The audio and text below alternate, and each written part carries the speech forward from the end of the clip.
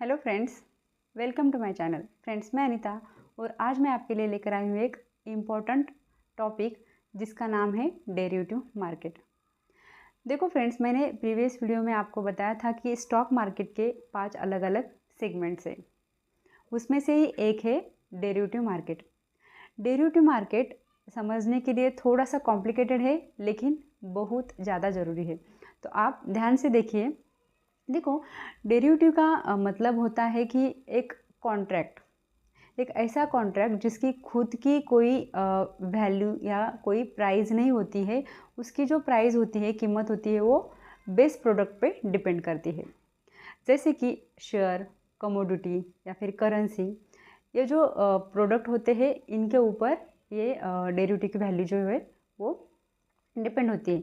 Example के लिए अगर हमने देखा तो जैसे कि TCS कंपनी है, तो TCS की अगर शेयर प्राइस है सपोज 3500, तो उसके प्राइस पे डिपेंड करेगी TCS के डेरिवेटिव कॉन्ट्रैक्ट की प्राइस। ठीक है, तो ये होता है डेरिवेटिव का प्राइस, मतलब प्राइस किस तरह से डिसाइड होता है। अब डेरिवेटिव में क्या होता है कि इसके अलग अलग टाइप्स है, जैसे कि future contract, future, option, swap.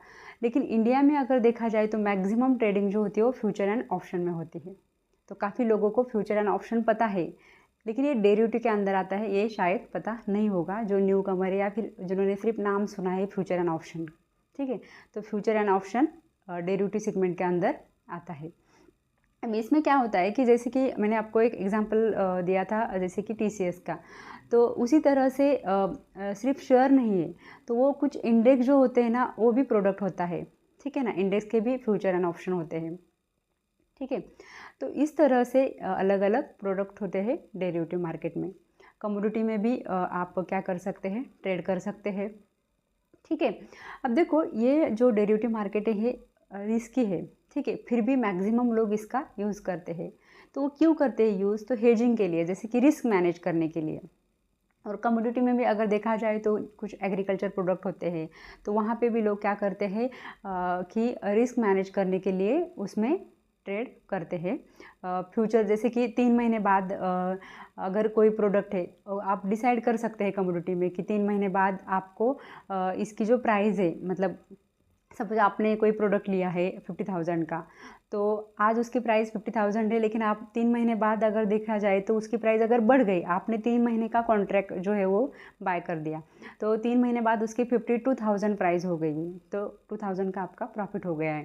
तो ऐसा ज़रूरी नहीं कि आपका प्रॉफिट हो जाएगा, उसमें आपका लॉस भी हो सकता है। उसकी प्राइस 48,000 भी हो सकती है। मैं एग्जाम्पल के लिए आपको बता रही हूँ कि इसमें कुछ भी हो सकता है। तो इसका जो नॉलेज है वो आपको होना चाहिए।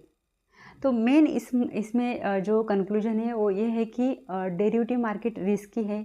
यहाँ पर आपको नॉलेज होना चाहिए। आप अगर ट्रेड कर रहे, अगर आप न्यू ट्रेडर है या फिर आप स्टार्टिंग ही कर रहे हैं, सीख रहे हैं शेयर मार्केट में या फिर अदर सेगमेंट में, तो आप स्टार्टिंग में ही डेरिवेटिव में ट्रेडिंग मत कीजिए। आप थोड़ा सा सीख लीजिए, थोड़ा सा नॉलेज लीजिए, उसके बाद में आप डेरिवेटिव में एंट्री कर सकते हैं।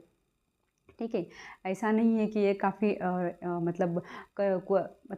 आपको कुछ पता नहीं है तो आप एंट्री नहीं ले सकते, लेकिन आपको धीरे धीरे क्या करना है, इसमें नॉलेज बढ़ाना है और आप इसमें ट्रेड कर सकते हैं। मतलब ये रिस्की है। ठीक है, तो देखो ये कहाँ पे होती है ट्रेडिंग डेरिवेटिव की, तो जो एक्सचेंजेस है अपने, जैसे कि इक्विटी का हमने अगर देखा जाए तो जो मेन एक्सचेंज जैसे BSE, NSE, वहाँ पर डेरिवेटिव की भी ट्रेडिंग होती है। कमोडिटी की MCX जो मल्टी कमोडिटी एक्सचेंज है, वहाँ पर ट्रेडिंग होती है डेरिवेटिव की। तो इस तरह से क्या होता है, डेरिवेटिव मार्केट की ट्रेडिंग होती है। देखो फ्रेंड्स, ये एक ओवरव्यू हो गया, और एक जो जनरल इन्फॉर्मेशन थी डेरिवेटिव मार्केट की, ये मैंने आपको बता दी है। इसमें आने वाले वीडियो में मैं आपको डिटेल में बताने वाली हूँ कि फ्यूचर क्या है, ऑप्शन क्या है, किस तरह से ट्रेडिंग होती है, किस तरह से ऑप्शंस बाय किए जाते हैं। तो ये सारी चीज़ें जो है मैं आपको डिटेल में बताने वाली हूँ आने वाले वीडियोज़ में।